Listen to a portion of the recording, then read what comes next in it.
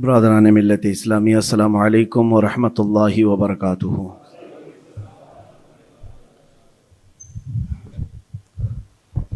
الحمد للہ وکفا وسلام علی حبیبہ المصطفیٰ، اما بعد فاعوذ باللہ من الشیطان الرجیم، بسم اللہ الرحمن الرحیم۔ ان اللہ اشتری من المؤمنین انفسهم واموالهم بان لهم الجنہ یقاتلون فی سبیل اللہ فیقتلون ویقتلون وعدا علیہ حقا فی التوراة والانجیل والقرآن ومن اوفى بعہدہ من اللہ فاستبشروا ببیعکم الذی بایعتم بہ وذلک هو الفوز العظیم۔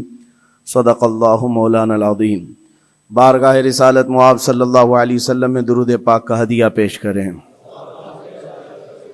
اللہم صلی علی سیدنا و مولانا محمد معدن الجود والکرم وآلہ واصحابہ الکرام وابنہ الکریم وبارک وسلم صلاۃ دائمۃ سرمدا ابدا۔ میں معذرت خواہ ہوں، حضرت علامہ مولانا نعیم صاحب آپ کے خطیب و امام آپ کے درمیان بیان فرما رہے تھے، درمیان میں حاضر آ گیا اور ان کی یہ عنایت ہے، محبت ہے کہ ان کے اس منبر پر یا ان کے اس مصلی پر میں آپ سے خطاب کرنے آتا ہوں، بلکہ یہ ہمارا پرانا رشتہ ہے کہ اس مسجد پاک میں ایک روحانیت ہے جس کو ہم بھی محسوس کرتے ہیں اور آپ بھی محسوس کرتے ہیں۔ دور دراز علاقے میں جہاں کہیں پر بھی ہو، ہم پروگراموں کو ختم کر کے جمعہ یہاں پڑھنے کی خواہش رکھتے ہیں۔ اللہ تبارک و تعالی یہ رشتہ روحانیت کو سلامت رکھے۔ آج کے حالات کے اعتبار سے ایک چیز بہت عام ہو گئی ہے اور وہ ہے موت۔ موت کا فلسفہ سب کو پتہ ہے، موت سے لوگ گھبراتے بھی ہیں، ڈرتے بھی ہیں، اور ایک نیوز بنتی ہے، خبر بنتی ہے، لیکن اب کے زمانے میں تو ایسا لگ رہا ہے موت اتنی عام کر دی گئی ہے کہ لوگ 2 منٹ 3 منٹ افسوس کرنے کے بعد پھر اس کو بھول جاتے ہیں۔ جنگوں میں جو موتیں ہو رہی ہیں ان موتوں کا تو شمار ہی کیا ہے۔ آج ایک آنکڑا جو بتا دیا جاتا ہے، ایک عدد جو ہم کو بتا دی جاتی ہے، وہ اپنی جگہ پر، لیکن حقیقت کیا ہے، میدان میں کیا چل رہا ہے، یہ اللہ بہتر جانے، اور ان علاقے کے لوگ جن کے ساتھ یہ مصیبتیں آئی ہیں وہ بہتر جانے۔ عزیزان گرامی وقار، پوری دنیا میں ظاہر سی بات ہے آج بھی سینسیٹیو لوگ موجود ہیں، حساس لوگ موجود ہیں جو موت کو کیا زخم کو بھی برا سمجھتے ہیں۔ ظلم کے طریقے سے مارا ہوا زخم، اس کی ہر آدمی نندا کرتا ہے، مخالفت کرتا ہے۔ موت تو بڑی چیز ہے، لیکن ہم نے دیکھا ہے کہ ایک جانور کے بچے کو بھی اگر کوئی مارے تو آج جانوروں کے رائٹس کے، ان کے حقوق کی تنظیمیں موجود ہیں جو ان کی حفاظت کے لیے آگے بڑھتے ہیں اور پھر آواز اٹھاتے ہیں۔ بلکہ آپ اگر کسی جانور کو مارتے ہوئے دیکھے گئے تو یہ تنظیمیں آپ کو جیل تک پہنچا سکتی ہیں۔ ان کے حقوق کی آواز اٹھانے والے بھی موجود ہیں، بلکہ انوائرمنٹ کے لیے بھی تنظیمیں موجود ہیں۔ درخت کو کاٹنے نہیں دیا جاتا کہ اگر پیڑ پودے بھی کوئی کاٹ رہا ہے تو اس کے لیے بھی سخت قانون ہے، بلا وجہ اگر کوئی کاٹ رہا ہے تو اس کو جیل بھی ہو سکتی ہے، اس کا ریپلیسمنٹ چاہتی ہے دنیا۔ پیڑ پودے پتے اور جانوروں کو کاٹنے کے لیے بھی منع کیا گیا اور ان کی حفاظت کے لیے تنظیمیں موجود ہیں، تو پھر انسانوں کی زندگیوں کی حفاظت کے لیے بھی آلریڈی موجود ہیں، ایسا نہیں ہے۔ لیکن دوہرا معیار ہے پوری دنیا میں۔ عام انسان جس کا تعلق اسلام سے نہیں ہے وہ مرے تو پوری دنیا چیخ اٹھتی ہے، اس کے موت کے لیے آواز اٹھاتی ہے، اس کے انصاف کی بات کرتی ہے۔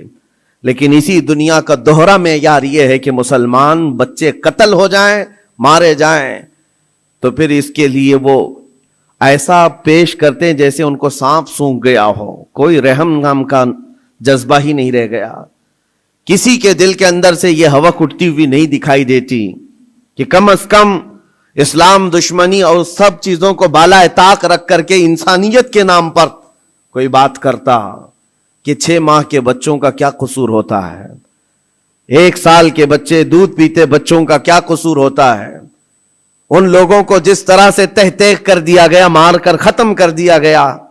عزیزان گرامی وقار، یہ پوری دنیا میں آج جو چل رہا ہے اس پر میں کچھ باتیں عرض کرنا چاہتا ہوں۔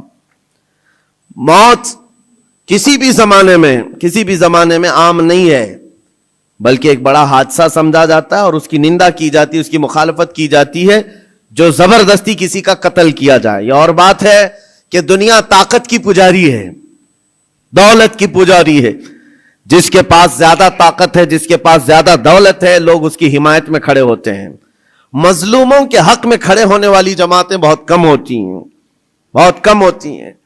لیکن ان تمام معاملات سے ہٹ کر میں آپ سے گفتگو یہ کرنا چاہتا ہوں، جتنی بھی اسلام پر موتیں ہو رہی ہیں، ظلماً قتل کیے جا رہے ہیں، ایک بات یاد رکھو، اسلامی ایک جذبہ موجود ہے ہمارے ہاں، وہ شہادت کی موت پا رہے ہیں۔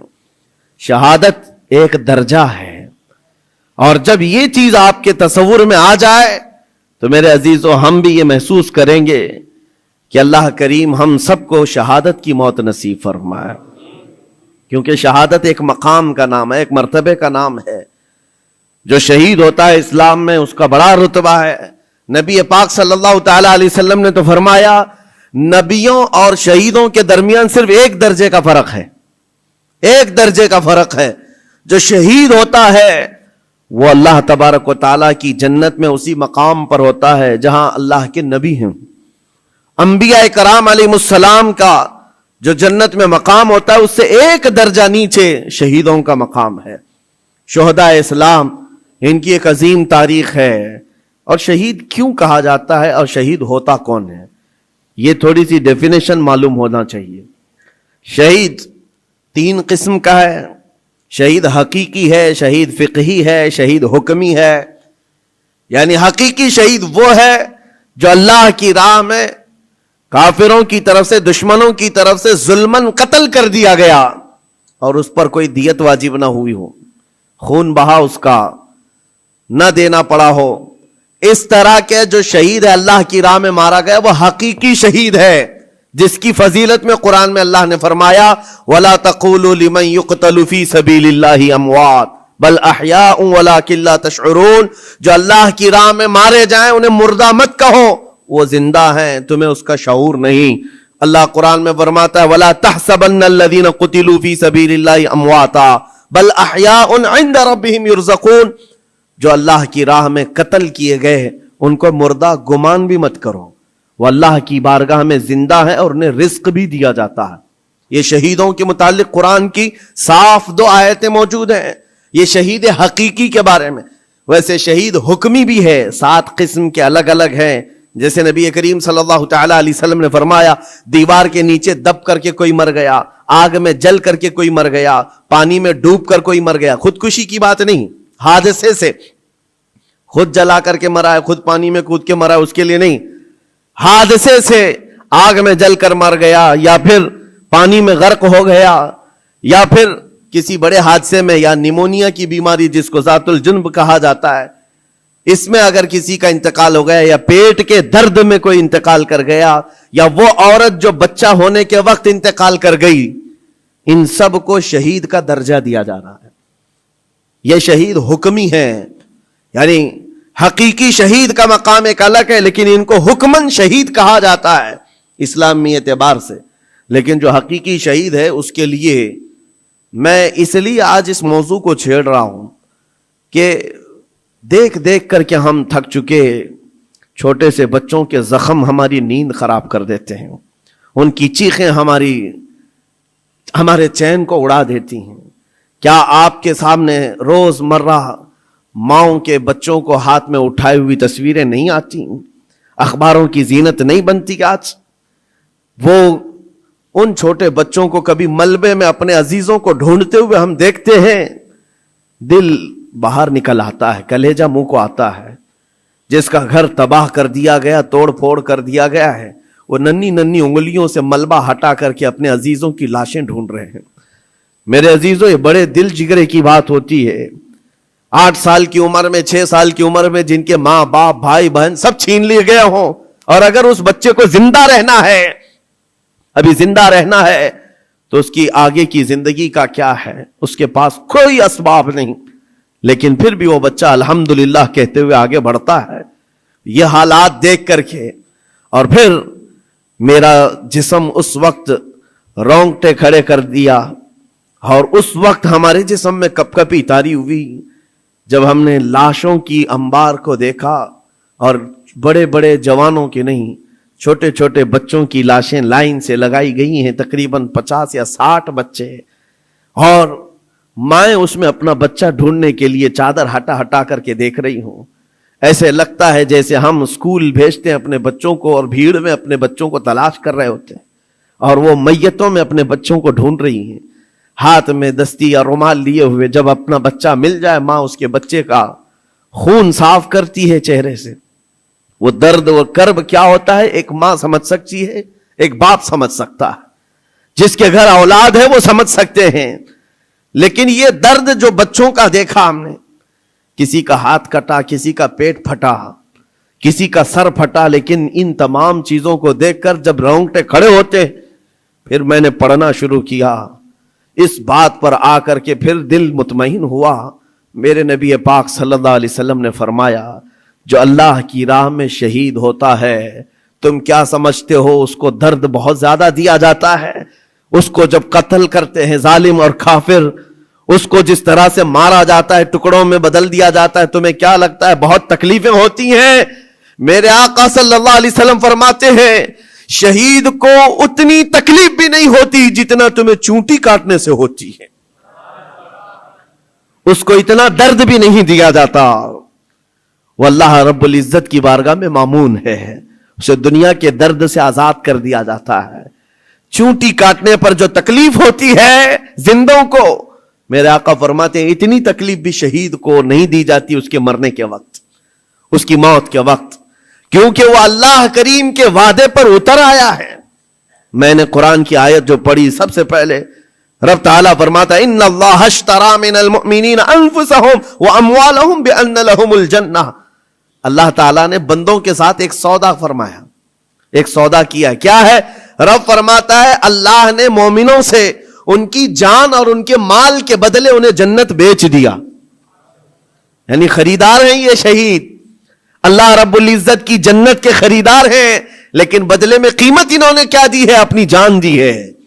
اللہ کریم کی بارگاہ میں اپنی جان پیش کر کے اس وعدے کو حاصل کیا ہے.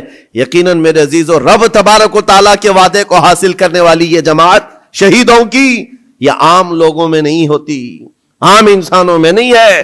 یہ مقام کا اس کی عظمت جسے پتہ چل جائے, اس کے دل سے خوف خطر ختم ہو جائے. میرے آقا صلی اللہ تعالیٰ علیہ وسلم فرماتے ہیں جنت میں سب چلے جائیں گے, جو جنتی ہوں گے قیامت کے دن, جن ایمان والوں کو جنت میں جانے کی بشارت ہوگی وہ جنت میں جا چکے ہوں گے.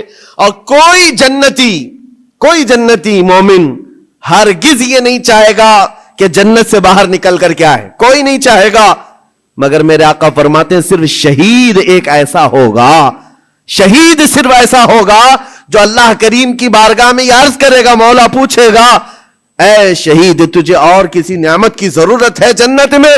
وہ کہے گا کہ مولا بس ایک ہی خواہش ہے, دنیا میں تو پھر بھیج, پھر تیرے نام پر قتل ہو کر کے آؤں, پھر تیرے نام پر مر کر کے آؤں, پھر مجھے دنیا میں بھیج, پھر تیرے نام پر مر کر کے آؤں. اس لیے کہ شہادت میں جو لطف ہے وہ مجھے یہاں نہیں ملتا. عزیزان گرامی, یہ صرف شہید کے بارے میں میرے آقا صلی اللہ علیہ وسلم نے فرمایا, اور یہ فضیلت بیان کر کے خود میرے آقا فرماتے ہیں, حضرت ابو ہریرہ رضی اللہ تعالیٰ عنہ سے روایت ہے, بخاری شریف کی حدیث سے, فرماتے میرے آقا میری خواہش ہے کہ اللہ کی راہ میں قتل کیا جاؤں, پھر زندہ کیا جاؤں, پھر قتل کیا جاؤں, پھر زندہ کیا جاؤں, پھر قتل ہوں, پھر زندہ ہو جاؤں, اور اسی میں اللہ کی رضا حاصل کر لوں. یہ میرے آقا صلی اللہ علیہ وسلم فرماتے ہیں. عزیزان گرامی وقار, جو شہید ہو چکے اللہ کی بارگاہ میں ہیں, وہ نعمتوں میں ہیں, وہ زندے ہیں, بلکہ ہم سب سے بہتر ہیں. ان کے مقام کو پوری دنیا والے ابھی مل کر نہیں پہنچ سکتے. اللہ کریم نے ان کو جو شہادت کا انعام عطا کیا ہے, میں آپ کو بتاتا ہوں صحابہ اکرام رضوانullah تعالی علیہم اجمعین کی 2 مثالیں. کیا جذبہ تھا ان کے اندر. جب میرے آقا صلی اللہ تعالی علیہ وسلم احد کے میدان کی طرف روانہ ہو رہے تھے تو ایک صحابی عمرو بن جموح رضی اللہ تعالیٰ عنہ، جن کے 4 بیٹے حضور کے ساتھ جا رہے ہیں جنگ میں، 4 بیٹے جا رہے ہیں. کسی کا 1 بیٹا گھر سے نکلے بڑی بات ہے، 4 بیٹے جا رہے ہیں اور نبی پاک صلی اللہ تعالیٰ علیہ وسلم صفیں درست فرما رہے ہیں. اور یہ صحابی حضرت عمرو بن جموح بوڑھے تھے اور لنگڑے بھی تھے، پیر میں عذر تھا. حضور پاک صلی اللہ تعالیٰ علیہ وسلم کی بارگاہ میں آئے، کہا یا رسول اللہ میری خواہش ہے میں بھی آپ کے ساتھ حاضر ہو جاؤں. بچے مجھے جانے نہیں دینا چاہتے ہیں. 4 بیٹوں نے زبردستی باپ کو گھر میں بٹھایا تھا، اب آپ نہیں جائیں گے، ہم جائیں گے رسول اللہ کے ساتھ. اور باپ اس بات پر لڑائی کر رہے ہیں بیٹوں سے، نہیں میں بھی جاؤں گا. حضور پاک صلی اللہ تعالیٰ علیہ وسلم کے پاس آ کر ایسے درد بھرے انداز میں انہوں نے کہا تھا، میرے آقا صلی اللہ علیہ وسلم نے انکار نہیں فرمایا، کہا کہ ٹھیک ہے آپ بھی چلیں. پہلے حضور نے فرمایا آپ کے تو 4 بیٹے شریک ہیں، آپ کے 4 بیٹے شریک ہیں، آپ گھر میں رہ جائیں. حضور پاک صلی اللہ علیہ وسلم نے جب یہ فرمایا تو وہ کیا کہنے لگے، آواز نکال کر رونے لگے. کہا تف ہے میرے بڑھاپے کو، میرے بڑھاپے نے مجھے نبی سے دور کر دیا. جوان ہوتا میرے بیٹوں کی طرح تو میں بھی جاتا. حضور پاک نے فرمایا نہیں آپ بھی جا سکتے ہیں. لنگڑا پیر تھا. حضور نے فرمایا کیسے چلو گے، دقت ہوگی، تکلیف ہوگی. وہ صحابی کہتے ہیں یا رسول اللہ صلی اللہ علیہ وسلم میں یہ چاہتا ہوں جس طرح لنگڑ لنگڑ کر کے میں یہاں چلتا ہوں ایسی ہی لنگڑ لنگڑ کر کے جنت پہنچ جاؤں. کیا یہ ممکن ہے؟ حضور پاک نے ان کے جذبے کو دیکھا، فرمایا آپ چلیں. گھر آئے، اپنے اہل خانہ سے کہا جلدی جلدی تیاریاں کرو میں بھی جا رہا ہوں. خوشی کی انتہا نہیں. جب جانے کا وقت تھا دروازے پر ان کی اہلیہ آئی اور ان کو ایسے ہی تفریح کے طور پر کہا، دل لبھانے کے لیے کچھ باتیں کی جاتی ہیں. بیوی نے ایسے ہی کہا عمرو بن جموح تم تو جا رہے ہو، مجھے لگتا ہے تم بھاگ کر کے آ جاؤ گے. میدان جہاد میں جا رہے ہو، جنگ کے میدان میں جا رہے ہو اور سخت ہوتا ہے میدان، بھاگ کے آ جاؤ گے. بیوی کا یہ صرف تانا سنا تو گرج کر کے کہنے لگے سنو خبردار. اور اللہ کی بارگاہ میں ہاتھ اٹھایا، اللہم ارزقنی شہادتا فی سبیلک ولا تردنی الی اہلی خائبا. یا اللہ، اے اللہ تو اپنے راستے میں مجھے شہادت دے دے اور کبھی بھی زندگی میں مجھے میرے گھر واپس مت لوٹا، گھر واپس مت لوٹا. ہم تو گھر سے نکلتے ہوئے گھر واپس آنے کی سلامتی کی دعائیں کر کے نکلتے ہیں، اللہ صحیح سلامت لوٹا ہے اور وہ جذبہ الگ ہے. نبی پاک صلی اللہ علیہ وسلم کے ساتھ جاتے ہوئے کہہ رہے واپس نہ لوٹا. گئے جنگ میں شریک ہو گئے اور وہ جنگ بڑی سخت تھی. احد کی جنگ تو آپ کو میں نے کئی مرتبہ ذکر کیا ہے، بہت سخت امتحان تھا صحابہ کا، جہاں 70 صحابہ شہید ہوئے ہیں اس میں حضرت عمرو بن جموح بھی شہید ہو گئے. یہ بوڑھے صحابی شہید ہو گئے. نبی پاک صلی اللہ تعالی علیہ وسلم نے پھر اس کے بعد شام کو جب لاشیں اٹھانے کی باری آئی، ان کی اہلیہ گھر سے آئیں اور میدان جنگ سے لاشیں جب اٹھائی جا رہی تھی، عمرو بن جموح کی لاش کو اٹھایا، گھوڑے پر رکھا، سواری پر اپنے گھر کی طرف لوٹی. سواری نہ ادھر جاتی نہ ادھر جاتی، کہیں نہیں، بار بار گھوڑے کو چابک لگا کر دوڑایا جاتا ہے لیکن گھوڑا جاتا ہی نہیں ہے. وہ تنگ آ گئی، مجبور ہو گئی، کہا کیا ہے، لاش اتنی بھاری ہو گئی، وزن ہو گئی، کیا ہے یہ؟ نبی پاک صلی اللہ علیہ وسلم کی بارگاہ میں آ کر کے ان کی اہلیہ نے کہا آقا سب اپنی لاشیں لے جا رہے ہیں، میں بھی ان کی لاش اپنے گھر لے جا کر ان کو تھوڑی دیر کے لیے رکھنا چاہتی ہوں، لیکن سواری ہے کہ آتی نہیں آگے. میرے آقا نے فرمایا گھر سے نکلتے وقت انہوں نے کیا کہا تھا؟ ان کی اہلیہ نے کہا تھا، انہوں نے کہا تھا اللہ کی بارگاہ میں کہ مولا مجھے گھر واپس سلامت نہ لوٹانا. حضور فرماتے ہیں اس کی دعا قبول ہو چکی ہے، نہ وہ زندگی میں واپس لوٹا نہ تم اس کی لاش لے جا سکتی ہو. اسی میدان میں حضرت عمرو بن جموح کو دفن کر دیا گیا. یہ ان شہیدوں کی بات کر رہا ہوں جن کے موت کے بعد بھی ان کا تصرف جاری رہتا ہے، ان کا تصرف. حضرت خبیب ابن عدی رضی اللہ تعالیٰ عنہ مشرکین کی قید میں آ گئے تھے. یہ کفار مکہ نے ان کو قید کر لیا تھا اور لوہے کے پنجرے میں ڈال کر کے رکھا تھا. کئی دنوں تک بھوکا پیاسا رکھا، پنجرے میں رکھا اور اس کے بعد کئی مرتبہ ان پر کوششیں کی گئیں کہ تم دین اسلام چھوڑ دو، تم نبی پاک کے خلاف بولو، لیکن وہ جوان مرد خبیب ابن عدی ایسے تھے، اپنے ایمان پر جمے ہوئے، استقامت کا جذبہ ایسا، ہر مصیبت کو گلے لگا لیا، یہاں تک کہ کفار و مشرکین نے ان کو پنجرے سے باہر نکالا، ان کے ناخنوں کو پکڑ سے کھینچا اور وہ کراہتے رہے، درد اپنی جگہ پر، اور اس کے بعد ان کے جسم کو جگہ جگہ تیروں سے چھلنی کیا، اور مقام تنعیم پر جو مکہ میں آج جامع مسجد عائشہ ہے وہاں قریب میں، آپ کو ایک سولی پر چڑھا دیا گیا، حضرت خبیب ابن عدی کو ایک کھمبے پر باندھ کر کے سولی دے دی گئی اور لاش کو لٹکا کر رکھا، اور ایسی لاش لٹکتی رہی۔ یہی خبیب ابن عدی ہے جن کو سولی پر چڑھنے سے پہلے کافروں نے پوچھا تھا کیا یہ اچھا ہوتا خبیب تمہاری جگہ محمد ہوتے اور تم آرام کر رہے ہوتے، تب انہوں نے گرج کر کہا تھا ظالمو خبردار، تم میری جگہ مصطفیٰ کی بات کرتے ہو، میرے جسم کے اور 1000 ٹکڑے ہو جائیں مجھے گوارا ہے، میرے نبی کے قدموں میں تلوے میں کانٹا بھی چبھے یہ مجھے برداشت نہیں۔ ان کا جذبہ تھا استقامت۔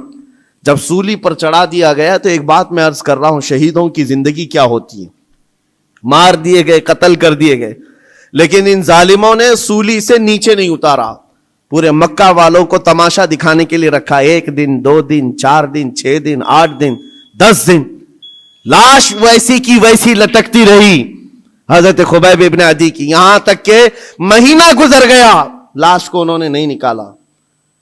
حضور پاک صلی اللہ علیہ وسلم کو جب یہ خبر پہنچی کہ حضرت خبیب ابن عدی کو پنجرے میں قید کر کے ان ظالموں نے قتل کر دیا، سولی پر چڑھا دیا ہے، اور لاش کو ایسی ہی بے حرمتی کے ساتھ لٹکائے ہوئے ہیں کہ 2 لوگ تماشا دیکھتے رہے، 40واں دن گزرنے کو آ گیا تھا، حضور پاک صلی اللہ علیہ وسلم نے اپنے صحابہ سے فرمایا ہے کوئی میرے صحابہ میں سے جو خبیب ابن عدی کی لاش کو اتار کر کے مدینے لے آئے، ان کی لاش کو اتار کر کے عزت و احترام کا معاملہ کرے، جبکہ 40 گھڑ سوار دن رات پہرے داری کر رہے تھے اس لاش کے پاس، کفار مکہ مشرکین مکہ کے 40 لوگ اس لاش کے ارد گرد پہرا دے رہے تھے، حضرت خبیب ابن عدی کی لاش کو اتارنے نہیں دیا جاتا تھا، کوئی قریب آ ہی نہیں سکتا تھا۔ جب صحابہ کرام کو حضور نے یہ بات کہی، کیا جگر تھا، 2 صحابہ کھڑے ہوئے، حضرت زبیر بن عوام، حضرت مقداد بن اسود رضی اللہ تعالی عنہما، کہتے ہیں آقا آپ اجازت دیں ہم دونوں جا رہے ہیں، 40 لوگ پہرے داری میں ہیں اور 2 جانے کو تیار ہیں۔ جہاں ایمان ہوتا ہے وہاں تعداد دیکھی ہی نہیں جاتی، ہمیشہ سے یہ رہا ہے، ستیزہ کار رہا ہے ازل سے تا امروز، شرار ابو لہبی سے چراغ مصطفی، آج بھی یہی حالات ہیں، ایک طرف سپر پاور طاقتیں پیٹروٹ میزائل لے کر کھڑی ہیں اور سامنے نہتے بچے کنکروں سے مقابلہ کر رہے ہیں، میرے عزیزوں چھوٹے چھوٹی لکڑیوں سے مقابلہ کر رہے ہیں۔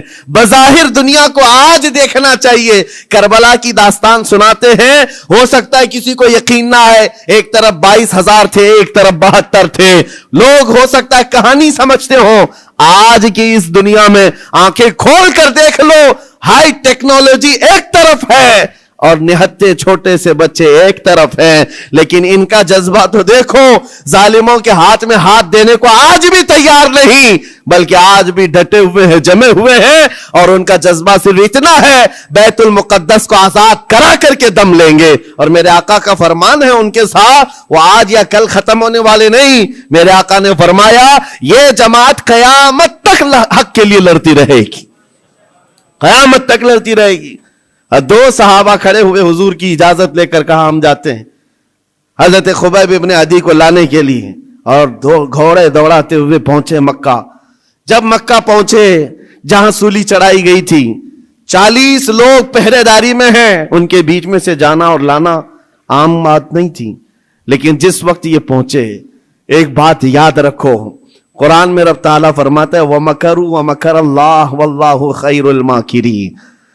کافر منصوبہ بناتے ہیں، کافر منصوبہ بناتے ہیں اور اللہ خفیہ تدبیر کرتا ہے، اور اللہ کی خفیہ تدبیر غالب آتی ہے۔ جب مولا چاہے تو سارے پلاننگ فیل ہوتی ہیں، سارے ڈیفنس سسٹم ٹوٹ جاتے ہیں، چرمرا جاتے ہیں، ختم ہو جاتے ہیں۔ کبھی آپ طاقتوں کے غرور اور نشے کو دیکھ کر کے مروب مت ہونا. اے مومنو, ہمیشہ ایک بات یاد رکھو, جب دنیا اپنے اوج پر پہنچے اس کے باوجود بھی اللہ ہمارے ساتھ ہے, اللہ کی طاقت بھی ہے. نمرود نے اپنے زمانے میں ایک کام کیا تھا, ٹاور بنایا تھا بہت بڑا, اور لاکھوں لوگوں کو جمع کیا تھا خدا سے لڑنے کے لیے, خدا سے لڑنے کے لیے, اور کہا تھا کہ میں خدا سے لڑ کر کے اس کو گرا دوں گا اور موت و حیات اپنے ہاتھ میں لے لوں گا, پوری دنیا کا نظام میں چلاؤں. اور اس وقت یہ اسرائیلی روایات میں آج بھی موجود ہے چیز. اللہ تبارک تعالیٰ نے اپنے فرشتوں میں سے ایک فرشتے کو بھیجا, کروڑوں اربوں فرشتے ہیں اللہ کے, ایک فرشتے کو بھیجا کہ جاؤ دیکھو دنیا میں کیا معاملہ ہے, میرا ایک بندہ مجھ سے لڑنے کے لیے تیاریاں کر رہا ہے. وہ فرشتہ زمین پر آیا, صرف اپنا پر ہلایا, سارا کا سارا دھنس گیا, سب زمین بوس ہو گئے, جتنی فوج تھی ہلاک ہو گئی, کیڑے پڑ گئے اور وہ بھی ختم.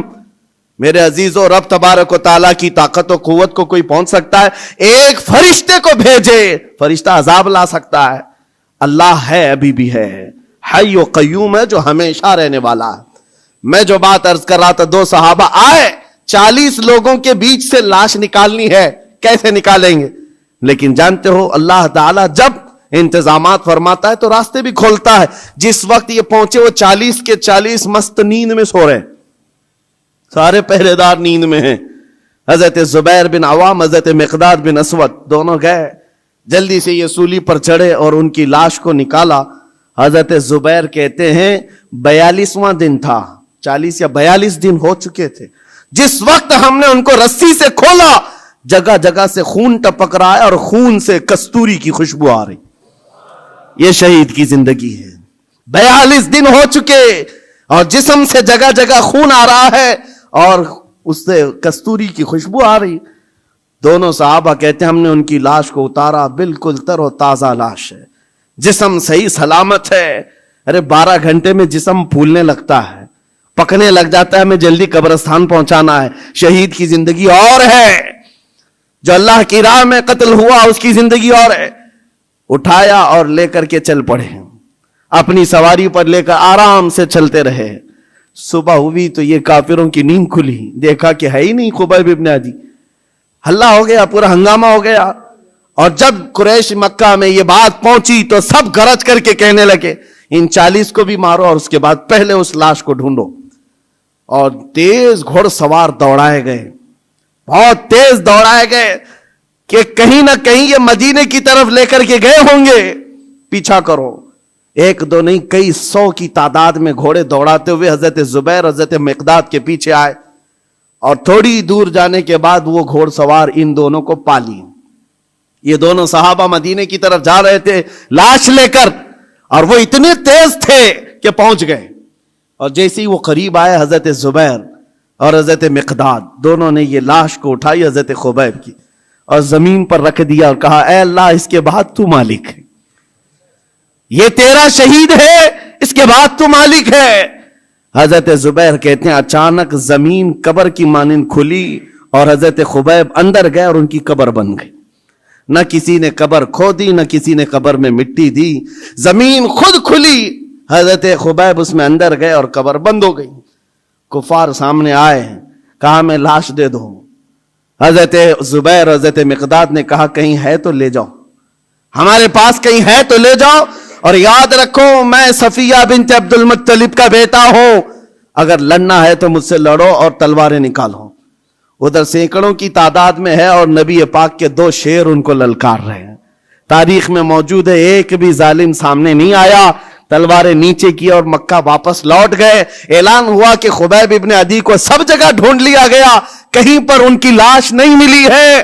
یہ دونوں صحابہ حضور کی بارگاہ میں آئے, عرض کیا آقا یہ ماجرا ہوا ہے. میرے آقا نے کہا وہ بلیع الارض ہے, زمین کا لقمہ ہے, زمین نے ان کو اپنی گود میں چھپایا ہوا ہے, اور یہ شہیدوں کی زندگی ہے. زمین تو زمین ہے, آسمان بھی خواہش کر رہا تھا کہ خبیب میرے پاس آ جائے.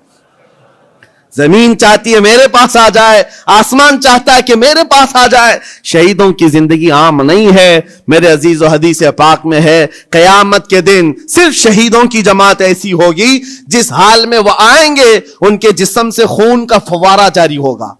جو شہید قیامت کے دن آئیں گے ان کے جسم پر خون کا فوارہ ہوگا، جگہ جگہ سے خون نکل رہا ہوگا، لیکن حضور یہ بھی فرماتے ہیں دنیا کا خون ہے جو بدبو کرتا ہے، شہیدوں کا خون قیامت کے دن مشک و عنبر کی خوشبو پھیلا رہا ہوگا، مشک و عنبر کی خوشبوئیں دے رہا ہوگا، اور یہاں تک کہ وہ اتنی تیز جنت کے دروازے پر جائیں گے جتنی تیز کوئی نہیں، نبیوں کے بعد سب سے پہلے لوگ ان کو دیکھ کر پوچھیں گے یہ کون ہے جو جنت کے دروازے پر سب سے پہلے پہنچے ہوئے ہیں؟ فرماتے ہیں میرے آقا فرشتے اعلان کریں گے یہ اللہ کی راہ میں قتل ہونے والے وہ شہید ہیں جو یہاں دنیا میں مرے تھے تو ایک آن کے لیے اور اس کے بعد زندہ کر دیے گئے اور ابھی تک ان کو رزق بھی دیا جاتا ہے۔ عزیزان گرامی وقار، یہ باتیں اسی لیے مجھے بتانا ضروری ہے کہ مسلمانوں کو ایسا لگتا ہے شہادت کا کانسیپٹ ختم ہو گیا، وہ زمانے میں تھا۔ آج حیرت کی بات ہے، ایک علاقے میں گیا تھا اور کان میں آ کر کے ایک ٹرسٹی صاحب نے مجھ سے کہا کہ حضرت شہادت کے بارے میں کچھ نہ بولیں، ان کو ایسا لگا کہ ان کا بیٹا چلا جائے گا۔ ہم نے پورا بیان اسی پر کیا، کہا کہ یہ اسلام ہے، یہ اسلام ہے، اس سے کہاں تک بھاگو گے؟ ہم نبی پاک صلی اللہ علیہ وسلم کی وہ پاکیزہ سیرت بیان کر رہے ہیں۔ ارے شہادت کیا آپ سمجھتے ہو تم نکلو گے تو مل جائے گی؟ شہادت اللہ کی نعمت ہے، وہ جسے چاہتا عطا کرتا ہے۔ ہماری حیثیت کیا ہے؟ ہماری حیثیت کیا ہے؟ کیا پتا کون سے ہاسپٹل کے بستر پر پاؤں رگڑ رگڑ کر کے مرو گے، کہاں جا کر مرو گے؟ ہم ہیں حضرت عمر فاروق دعا کرتے تھے امیر المومنین، اللہم ارزقنا شہادتا فی سبیلک وموتا فی بلد نبیک، اے اللہ تو اپنے راستے میں مجھے شہادت دے دے اور تیرے نبی کے شہر میں موت عطا کر دے۔ آج لوگ یہ خالی سمجھتے ہیں ہاتھ اٹھا کر کے بولنے کا مطلب ہے، اور سننا بھی نہیں چاہتے اور بولنا بھی نہیں چاہتے اس موضوع پر۔ ان کو لگتا ہے اس موضوع پر بتایا جائے تو ہمیں دنیا آتنکواد کہے گی، ٹیررسٹ کہے گی۔ اس موضوع پر کلام کرنے کے بعد لوگ ہمارے بارے میں پتہ نہیں کیا کیا رکھیں گے۔ وہ جو سوچتے ہیں ہمیں فرق نہیں پڑتا، میرا یقین ہے میرا دین سچا ہے تو سر چڑھ کر کے بولیں گے۔ جب نبی پاک کی تعلیمات سچی ہے تو علل اعلان کہی جائیں گی، اس میں چھپانے جیسی کوئی چیز ہے ہی نہیں۔ اسلام کوئی مجرم قوم کا نام نہیں، مسلمان کسی مجرم قوم کا نام نہیں ہے۔ ہماری تاریخ گواہ ہے ہم نے ظلم کبھی کیا نہیں ہے، لیکن ساتھ میں ہم یہ بھی کہتے ہیں ظالم کو اس کی کلائی پکڑنا بھی اسلام ہی سکھاتا ہے۔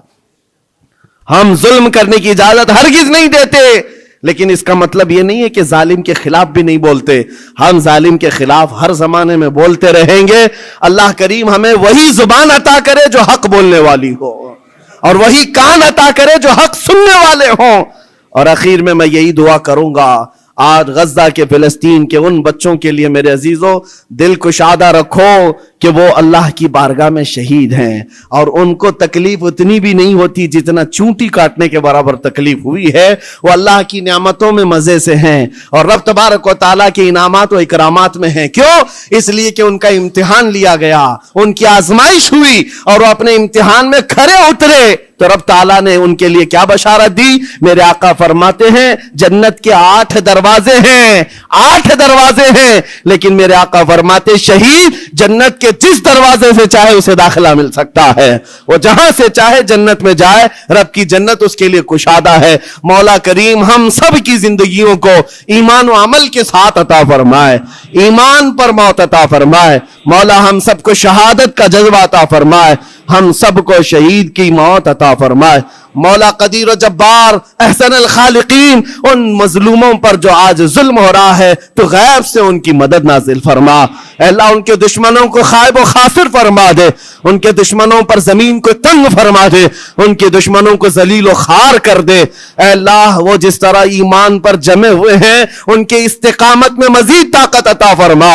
اے رب ذوالجلال ہم نے زندگیوں میں خوشیاں بہت دیکھی ہیں، ہماری خوشیاں ان بچوں میں تقسیم فرما دے، ان غریب مظلوموں میں ہماری خوشیاں بانٹ دے۔ اے اللہ ہماری دعاؤں کو حضور کے نالین کے صدقے قبول فرما۔